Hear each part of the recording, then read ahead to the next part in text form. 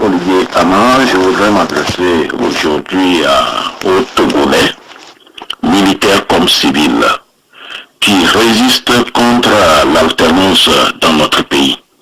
C'est-à-dire, chaque jour, ils font tout pour que l'alternance soit retardée dans notre pays. Alors, je voudrais leur dire que l'alternance, c'est pratiquement le reflet de la bonne santé des institutions. Quand on parle de l'alternance au sommet de l'État, c'est aussi le renouvellement des idées, renouvellement des énergies. C'est une nouvelle vision qui arrive, de nouvelles méthodes de gouvernance. Vous savez, le Togo a une énorme potentialité en matière de ressources humaines et partout dans le monde. Voilà, l'alternance, aujourd'hui, le Togo en a besoin. Franchement, le Togo en a besoin. Et lorsque l'alternance survient, en fait, ce n'est pas mauvais. L'alternance, ce n'est pas la fin du monde. L'alternance est pratiquement booste le développement. Quand vous prenez les pays de la sous-région qui ont connu ces 10 dernières années l'alternance, allez dans ces pays et vous allez toucher du doigt les avantages et les bienfaits de l'alternance au sommet de l'État. Surtout les nouvelles personnes qui arrivent avec de nouvelles idées boostent l'économie du pays, boostent le développement.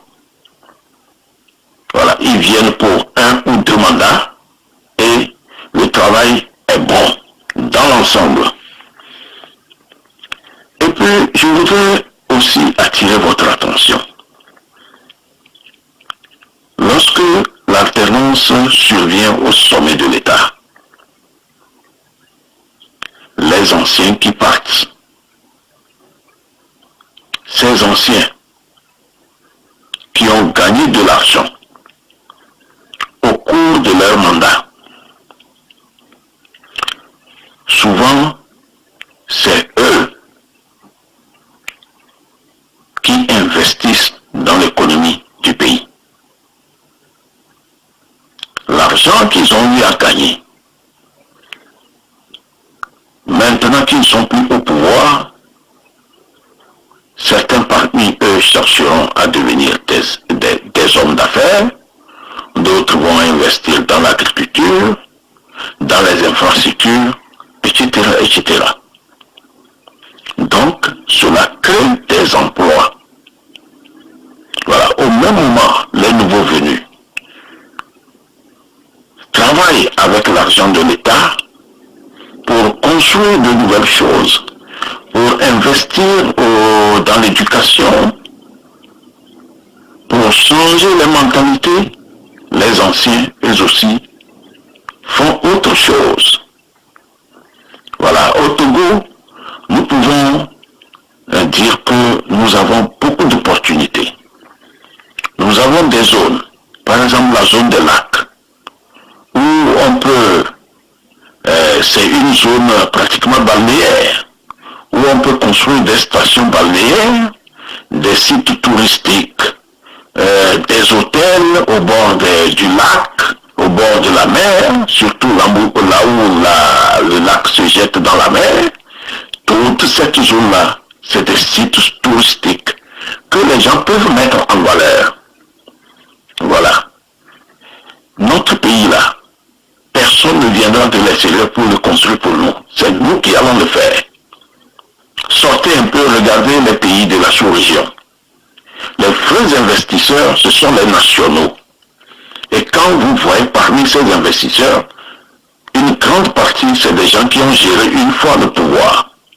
C'est comme ça. Et cela fait développer le pays. Je vous donne un exemple palpable dans notre pays, le Togo. Lorsque les mouvements démocratiques ont commencé en 1990, il y a certains ministres qui se sont donné la retraite.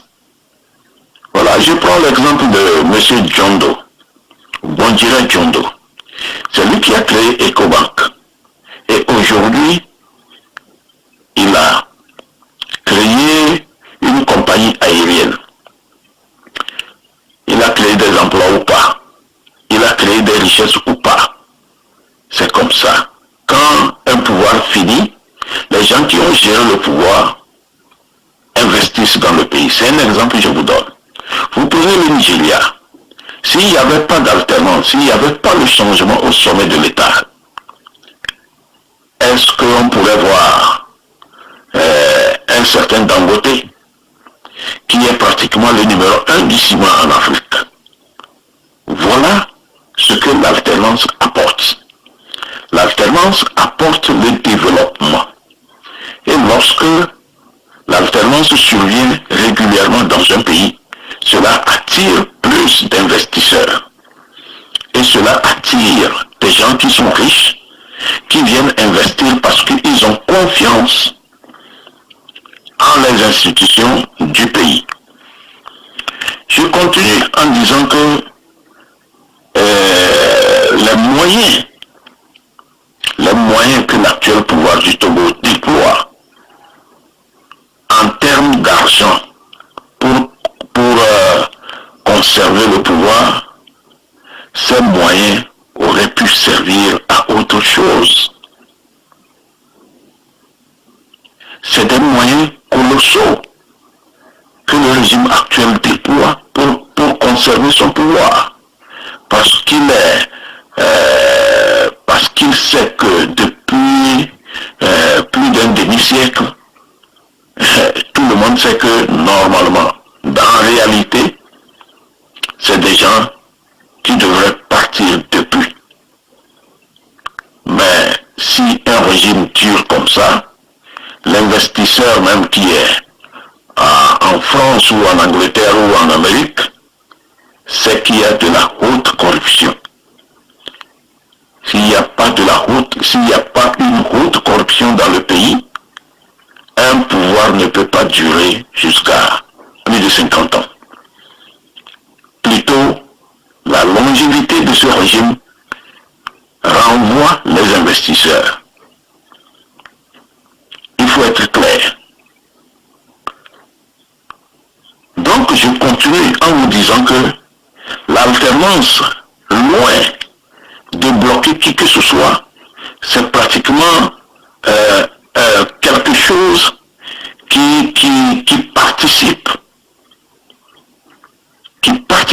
au développement du pays. Aujourd'hui, c'est le PND que le régime brandit. Le PND, le Programme national de développement. Avec tout ce qui se passe au Togo, avec la longévité de ce pouvoir, je pense que c'est un leurre. Il faut être franc. Il faut être franc. Vous qui luttez pour que l'alternance ne vienne pas au Togo là, vous faites du tort à notre pays. Vous faites vraiment du tort à notre pays. C'est pour ça que je voudrais encore attirer votre attention en disant que la finalité de l'alternance au sommet de l'État, c'est le renouvellement des énergies, le renouvellement des idées, le renouvellement des stratégies de développement. C'est aussi le renouvellement de l'efficacité.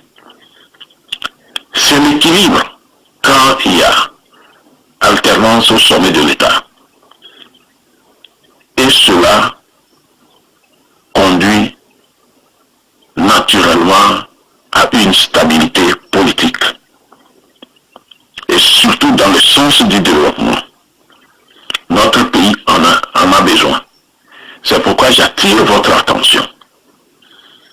Au lieu de s'évertuer pour empêcher que l'alternance voit le jour dans notre pays, je voudrais vous dire plutôt de vous mettre dans le sens de l'alternance. Si nous tous au Togo, nous battons pour l'alternance, cela viendra. Cela viendra. Mais si nous continuons d'empêcher cela, ce n'est pas bon pour notre pays.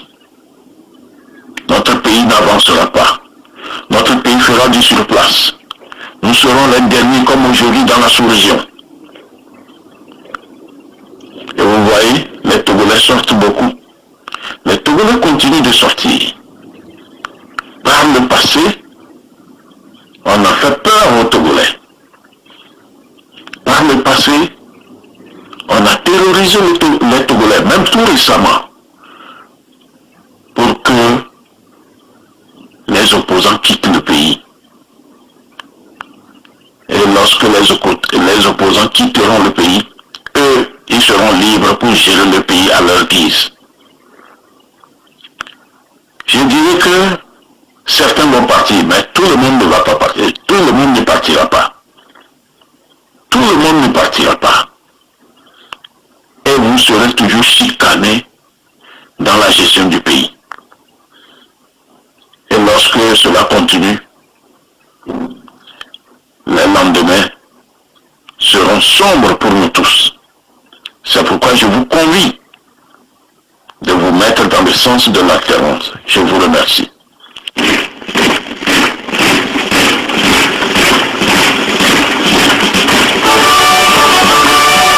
Aujourd'hui plus que jamais, le devoir nous appelle et nous sommes là présents. Aujourd'hui plus que jamais, le devoir nous appelle et nous sommes là pour toi. C'est vrai, nous sommes partis pour le Ghana. Bien sûr, nous sommes partis pour le Bénin. Il y en a qui sont partis pour le Faso. Par milliers, nous sommes partis